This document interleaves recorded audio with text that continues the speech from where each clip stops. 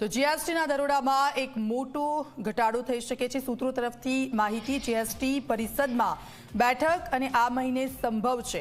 GST પરિષદની બેઠકમાં કોઈ નિર્ણય લેવાઈ શકે છે। 12%ના જીએસટી સ્લેબને ઘટાડીને 5% કરાઈ શકે છે। 12%ના સ્લેબને હટાવવા પર થઈ શકે છે વિચાર। સૂત્રો તરફથી આ માહિતી મળી રહી છે।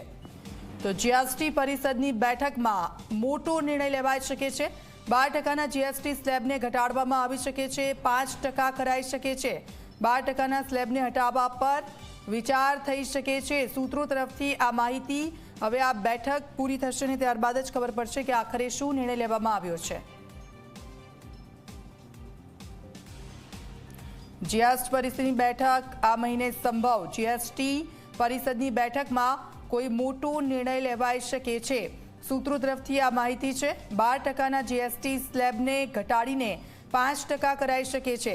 12%ના સ્લેબને હટાવવા પર પણ વિચાર થઈ શકે છે। સૂત્રો તરફથી માહિતીને આ મહિને જીએસટીની બેઠક થઈ શકે છે। એક મોટા નિર્ણયો લેવાઈ શકે છે જીએસટીની બેઠકમાં।